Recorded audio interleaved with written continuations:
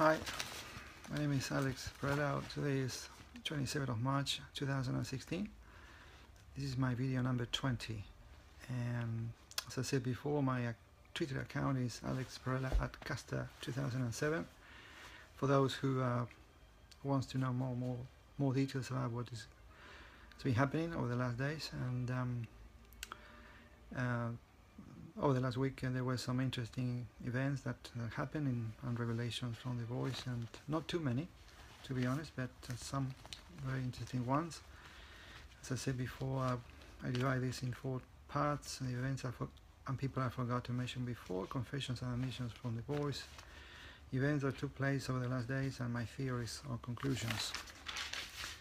In regards to events that I forgot to mention before, the previous Voice told me years ago that the team tried to kill me by poisoning the vitamins I take every day. Still I'm taking them because my diet is very poor because of the limitations that from the money that I got from Centrelink. So back then I didn't know that they entered into my room, or I never imagined that, but they did.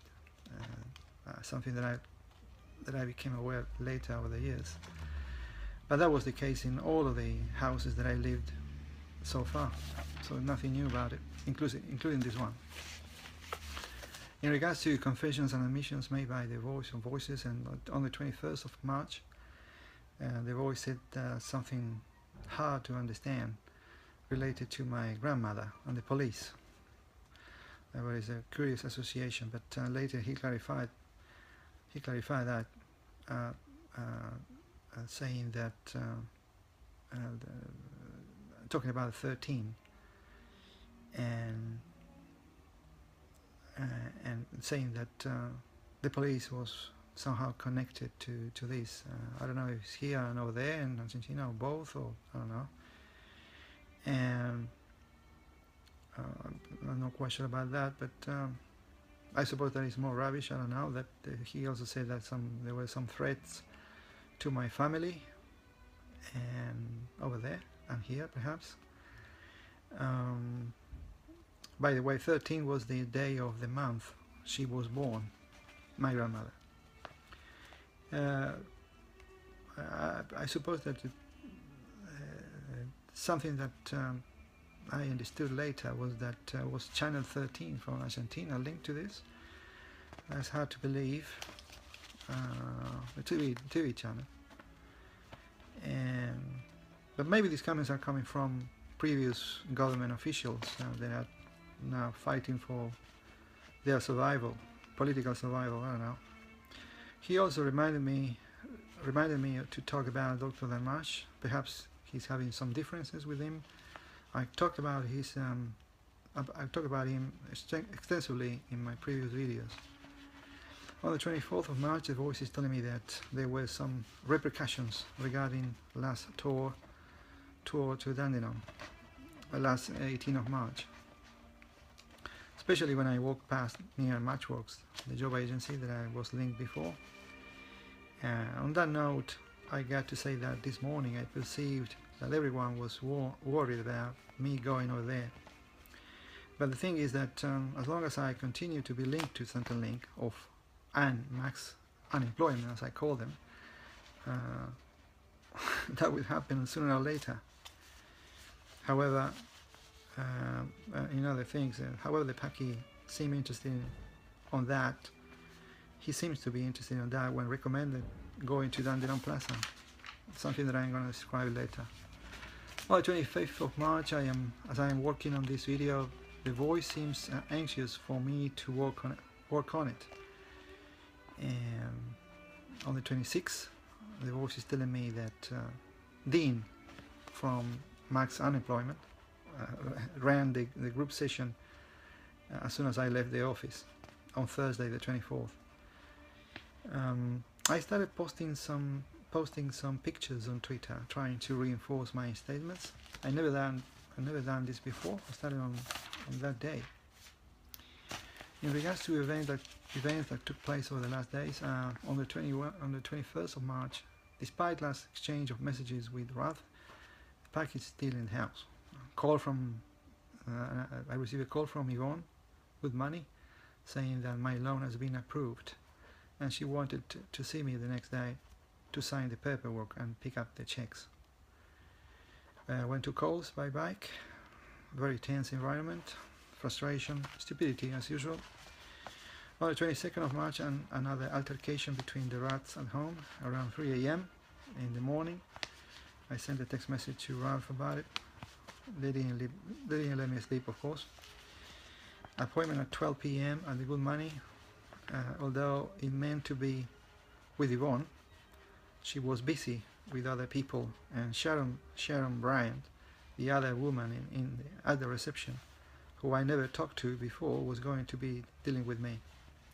I was about to go to Matchworks when they remembered I was there. Finally, I signed up the loan contract and received the checks. Also signed the Centerpay form for Centrelink for the fortnightly debit of my payment. And then I asked for a copy of the budget or cash flow, as it was customary for the 5 previous loans I took from Springvale Aid Center. She was really nervous, saying that she couldn't give me a copy of that because her system won't allow it. That was really strange. I insisted. She refused again. I told her I was getting nervous by then, that I needed a copy for my records, and I suggested her a handwritten copy of it. She accepted that, and after a few minutes she came back with a budget and a copy of Centerpay form, a handwritten budget, and a copy of the Centerpay form, which also she was reluctant to give me as well. It's a very strange behavior. Perhaps Yvonne doesn't work for the agency, and that is why Sharon was dealing with me and signed the contract. And the loan is paid by the team, as the previous ones were. Well, this would make sense according to what the voice told me in regards Robert, the Centrelink employee, who was not the real one, and his negative to give me a receipt for the money I gave him to cancel the advance payment. Outside on the street the same day, as I was waiting for me to talk to one of these ladies, outside on the street, some honking and frustration is on the rise, I suppose. Perhaps the loan is not registered at all, meaning they didn't pay for the loan, and therefore it's not entered into their system. When finished, I walked down to the stop bus. More strange faces around. I went to the mechanic. It was around lunchtime. Nobody was there to be seen. Finally, one of the guys approached me and asked me what I wanted. I noticed some tension. He told me that Stan, I think the owner, would be able to book me some time to fix my car. Eventually, he showed up and quickly remarked, "Not this week, mate." So he then took some phone calls and surprisingly now said that I could bring the car the Thursday the 24th. So I reminded him about his previous comment, and he replied, "Well, if you bring me the car at 8:30, I might work on it." So I walked down the distance to the house. When I got there, the packy was around, still his rubbish in the kitchen, backyard, etc. Despite what Ralph told me through a WhatsApp message of not telling him about it, about Ralph's invitation to look for another place, I confronted the guy and asked him when he was leaving. I knew Ralph was full of bullshit about it, so I was not surprised when he told me that he didn't receive any indication from Ralph whatsoever. He started to clean his shit and said he would also clean the backyard, something that he later did. I was really angry with the guy, and I made it clear for him. His partner, Honey, was listening from his stupid room where he spends every single day, 24/7, with some short exceptions. I also told the packy about the noisy nights with the other rats sometimes. He promised to change his behavior. Curiously enough, when I showed to him the text message from Ralph saying that he asked him to look for another place, he told me, "I don't care about it." So perhaps Ralph is not the owner of the house after all, as the voice keeps telling me. Later at night I was checking the cash flow that Sharon was so reluctant to give me, and noticed that it was not necessary to pay the remaining balance of the outstanding the remaining outstanding balance of the Centrelink advance payment as requested by Yvonne. On the 23rd of March, noticed that the first installment of the loan was deducted from the Centrelink payment today, $30, something that was denied by Sharon the previous day when I received the checks, and haven't used the checks either yet. So when, by the way, Benhana, the American guy who helped me out to obtain the step-up loan in 2017, was nowhere to be seen. Once finished with the meeting, I walked down my way to the bus stop and came across with several black dudes with a strange attitude. I started to take pictures and it worked well, I suppose. Honey came to my room later to give me the news that the electric oven stopped working. Well, that is a blow to my already troubled finances. It's curious because I used it the previous Saturday. He started joking about it. Well, it's not a big problem for him because he's got an additional source of income. I don't know where that comes from, but that's for sure, which allows him to order pizza very often and deliver food and sort of stuff. Something I can't afford with the money I receive from Centrelink. When I suggested we could use the oven of neighbors at 11, his face changed, of course. I reminded him of my appointment with the mechanic the next morning at 8:30 and he should park the car somewhere else. He said he would do it. Later on, he seemed cheerful and started a stupid conversation with him, at some point telling me I was living this miserable life but hiding money somewhere else from money laundering activities. So I told him that was a very bad joke and neither being involved nor had the knowledge to do such a thing. Laughable, pathetic, I would say. I published my 5th video in Spanish the same day. On the 24th of March, tried to start the car and it sounded like the battery was flat. It was a reminder of my bad luck. Absolutely. I got back to the house and curiously for that time in the morning, Paki was at the front door and asked me what was the problem, and I answered it was most likely the battery. He suggested the jump started, a cheap one from Kmart in London Plaza. He said I could buy one for $10.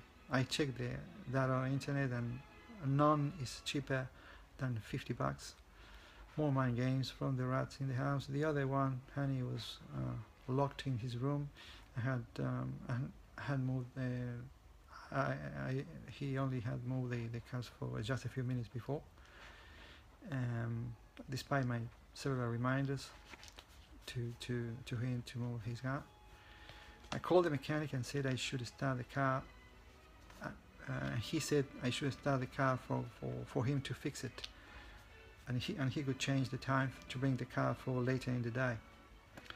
Ralph, curiously, was around at that time in the morning. That's very strange. I don't know what he was doing here, but he was around and suggested me a budget direct road assistance. So I took the bus to my appointment at Max Unemployment, as I said before. More peculiar people near the entrance. I took some pictures. The reception dean was there with Chelsea. He quickly approached me. I asked him what should I do, and he incredibly told me you can do whatever you want, right? Well, it is not the case. It's not like that actually. The group session he mentioned last time was somehow dissolved due to people not attending because of the long weekend, according to him. It sounded like a joke to me. He then said I could do some job search in the computer and leave early to fix my car, and I agreed. I called Budget Direct Road Assistance, but they didn't take the car because there's a policy that they won't do it with cars with more than 200,000 kilometers in the odometer. I called RACV. Usually it used to be $130 for 1 year membership. I was with them until 2009 when I lost when I was working. But since I had already a problem and needed assistance straight away, I had to pay for 2 years instead, with a cost of $233. That was outrageous and quite expensive, and by the way, unusual. It never was that way before. It looks like they are taking advantage of people who are having a trouble to charge you more for that.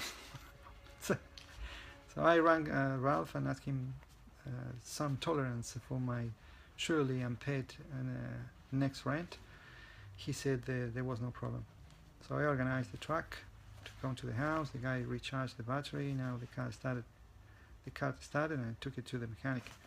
Explained the new problem with the battery, and he said he would check it as well, and said I could pick up the car about 1:30 p.m. They will later change that to 2:30 at in the workshop in Cherry Automotive Electrics. And there was this woman again at the reception trying to give me more bullshit. I wanted to talk to Stan and the other guys, but they were not around. She started to look at the check. She said that I should write down my driver's license number in the back of the check, but I explained that to her that it was not the personal check, but one from the Good Shepherd, the guys who lent me the money. She seemed a bit damped, so I asked her I needed to talk to Stan about the car, who, by the way, was reluctant to talk to me. While there, another guy entered into the shop, and after giving me some bullshit as well, I talked to Stan. There are some pictures in the Twitter account for all of this. He didn't know what they have done to the car, incredibly, and as the other guy was. So it was like a bad comedy. I asked him about the battery. He said that he thought it was checked and swapped. I wasn't sure. At the end, I asked them if they give a warranty on the work, and they assented. What a bunch of clowns. Later, when I got back to the house, Hanny was talkative and perhaps frustrated. Started to talk about my age. Well, these guys have taken 7+ years of my life, so I was not in the mood to talk about my age. Precisely. So I reminded him that Yasser, his forbidden lover, was 42, and his stupid face changed all of a sudden. He remained quiet for the rest of the night. That confirms his boyfriend, the voice, is a happy cuckold. I sent text message to Vicky, both her telephone and WhatsApp message, to talk about the weekend, but without expectations and considering what has been happening lately. On the 25th, predictably, the team didn't allow Vicky to talk to me. A text message through WhatsApp saying that she couldn't talk to me this weekend without giving me any explanation whatsoever. I replied I will contact her next week, as usual. On this date, for the first time since August 2015, a legend of pending was right next to a comment I posted on La Nación, a newspaper from Buenos Aires, Argentina. Was it censorship? Was it due to the visit of Barack Obama to the country? No answers, only questions. On the 26th of March, same thing happened for the second day in a row when posted another comment on La Nación. I was trying today to look in the comments that they're still there, but with this legend of pending, which I don't know what it means exactly. I'm going to contact the guys over the week perhaps and try to find out what is the real meaning of that. I noticed some desperate coughing from some guy at the back of the house, when I was in the kitchen, which was not so obvious before. I am very aware that I've been surrounded here from people from the team since the very beginning. I moved in on the 20th of September 2015, so I'm very aware of that. I needed some groceries, so I went to the Safeway and Aldi, using my card for the first time in many weeks. Some black dude at Safeway looking at me. I don't know why. I don't have anything against black people, Muslim, Jews, Anglicans, Christians, and Buddhists. I don't have any kind of grudge or animosity against any kind of group or any religion whatsoever. I think it's a waste of time. But I found this very common over the last days or weeks. This kind of sort of signals or sort of warnings. I don't know how to describe them.